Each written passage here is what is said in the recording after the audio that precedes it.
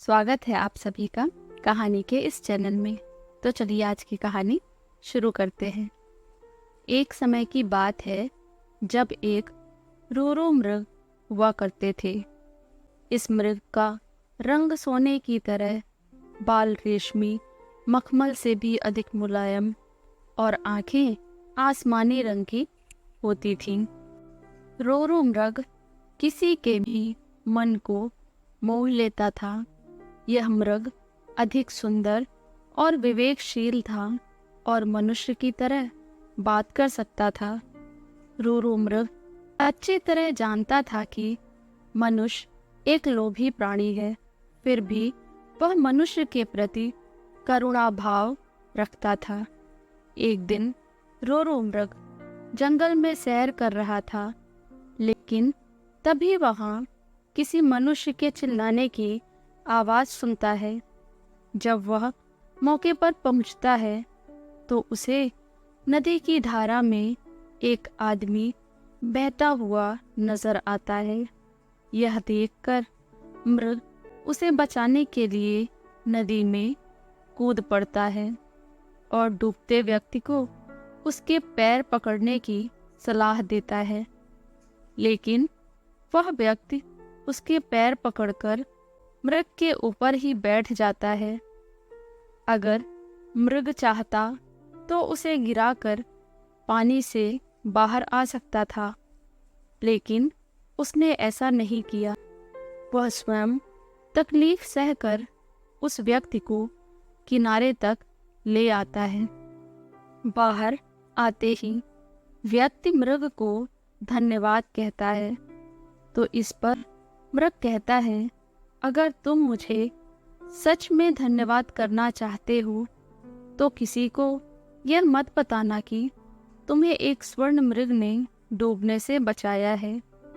मृग ने उसे कहा, अगर मनुष्य मेरे बारे में जानेंगे तो वे मेरा शिकार करने की कोशिश करेंगे।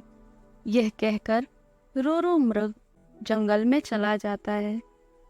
कुछ समय बाद उस राज्य की रानी एक सपना देखती है जिसमें उसे रोरो मृग दिखाई देता है। रोरो मृग की सुंदरता को देखने के बाद रानी उसे अपने पास रखने की लालसा करने लगती है। इसके बाद रानी राजा को रोरो मृग को ढूंढ कर लाने के लिए कहती है। राजा बिना देरी किए नगर में ढिंढोरा पिटवा देता है कि जो कोई भी रोरो मृग को ढूंढने में मदद करेगा उसे एक गांव और 10 सुंदर युवतियां इनाम में दी जाएंगी। राजा की यह सूचना उस व्यक्ति तक भी पहुंचती है जिसे मृग ने बचाया था। यह व्यक्ति बिना समय गवाए राजा के दरबार में पहुंच जाता है और रोरो मृग के बारे में राजा को बताता है। राजा और सिपाही सहित वह व्यक्ति जंगल की ओर चल पड़ते हैं।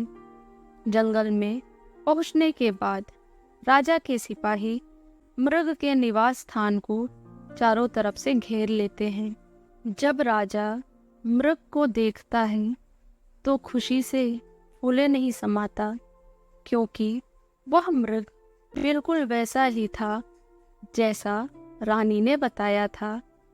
मृग चारों ओर से सिपाही से घिरा हुआ था और राजा उस पर बाण साधे हुए था, लेकिन तभी मृग राजा से मनुष्य की भाषा में कहता है, हे राजन, तुम मुझे मार देना, लेकिन पहले मैं यह जानना चाहता हूँ कि तुम्हें मेरी जगह का रास्ता किसने बताया।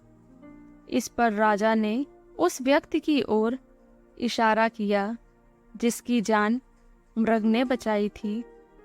उस व्यक्ति को देखकर मृग कहता है, निकाल लो लकड़ी के कुंदे को पानी से, ना निकालना कभी एक अकृतज्ञ इंसान को।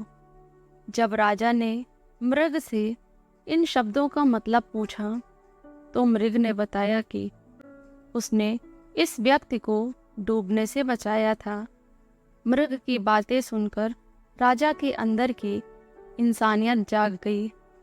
उसे खुद पर शर्म आने लगी और क्रोध से उस व्यक्ति की ओर तीर का निशान कर दिया। यह देखकर मृग ने राजा से उस व्यक्ति को ना मारने की प्रार्थना की।